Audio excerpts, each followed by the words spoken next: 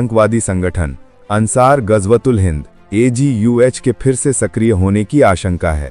सुरक्षा बलों ने 2 डॉक्टरों समेत 7 लोगों को गिरफ्तार किया है और 2900 किलोग्राम IED बरामद किया है। जांच में विदेशी संपर्क भी मिले हैं, जिससे सुरक्षा एजेंसियां सतर्क हैं। यूपी के 2.88 करोड़ किसान प्रधानमंत्री किसान सम्मान निधि की अगली किश्त से हो सकते हैं वंचित। ये है बड़ी वजह।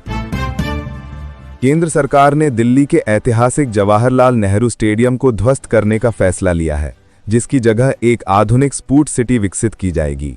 ये परियोजना खेल सुविधाओं को बढ़ावा देने के उद्देश्य से है, जिसमें विश्व स्तरीय स्टेडियम, ट्रेनिंग सेंटर और मल्टी स्पोर्ट्स कॉम्प्लेक्स शामिल होंगे।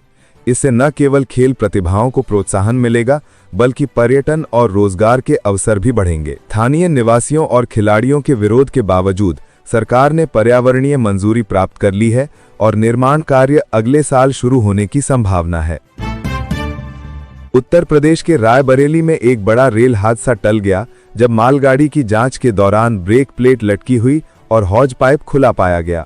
रेलवे अधिकारियों ने तत्काल ट्रेन रोकी और मरम्मत की, जिससे यात्रियों की जानें बच गईं। ये घटना रेलवे की सुरक्षा व्यवस्था पर सवाल खड़े करती है, जहां रखरखाव की कमी से कई बार जोखिम बढ़ जाता है। जांच टीम ने दोषी कर्मचारियों पर कार्रवाई की सिफारिश की है और पूरे नेटवर्क में विशेष निरीक्षण अभियान शुरू किया गया है। विपक्षी दलों ने आरोप लगाया है कि सत्ताधारी पार्टी चुनावी लाभ के लिए राज्य संसाधनों का दुरुपयोग कर रही है, जिससे समावेशी विकास प्रभावित हो रहा है। रिपोर्ट्स के अनुसार सरकारी फंड्स का इस्तेमाल प्रचार सामग्री और कार्यक्रमों में हो रहा है, जो संवैधानिक नियमों का उल्लंघन है।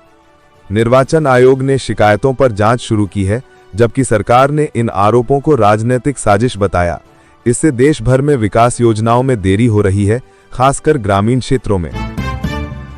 मौसम विभाग ने उत्तर भारत में कड़ाके की ठंड का अलर्ट जारी किया है, जिसमें पंजाब, हरियाणा और राजस्थान के 3 राज्यों में शीतल लहर की चेतावनी दी गई। दिल्ली, यूपी और बिहार में न्यूनतम तापमान 5 डिग्री तक गिर सकता है, जिससे कोहरा और ट्रैफिक जाम की समस्या बढ़ेगी। लोगों को गर्म कपड़े पहनने और स्वास्थ्य सावधानियां बरतने की सलाह दी गई है। यह शीतल लहर दिसंबर तक जारी रह सकती है, जो फसलें और दैनिक जीवन को प्रभावित करेगी। भारत चीन संबंधों को मजबूत करने के तहत इंडिगो एयरलाइंस ने दिल्ली से बीजिंग के लिए डायरेक्ट फ्लाइट शुरू की, जो चाइना ईस्टर्न के बाद दूसरी ऐसी सेवा है। ये कदम व्यापार, पर्यटन और सांस्कृतिक आदान प्रदान को बढ़ावा देगा, खासकर कोविड के बाद। फ्लाइट साप्ताहिक रूप से चलेगी, जिसमें 180 सीटें उपलब्ध होंगी। सरकार ने वीजा प्रक्रिया को सरल बनाया है, जिससे यात्रियों की संख्या में 30% वृद्धि की उम्मीद है। इलाहाबाद हाईकोर्ट ने एक युवती के पक्ष में फैसला सुनाया, जो 12वीं के बाद उच्च शिक्षा जारी रखना चाहती थी, लेकिन पिता के दबाव में घर छोड़ दिया था।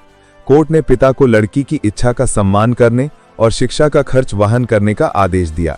ये मामला बालिका शिक्षा और लैंगिक समानता पर बहस छेड़ता है, जहां कई लड़कियां पारिवारिक दबाव में सपने त्याग देती हैं। कोर्ट ने काउंसलिंग की सिफारिश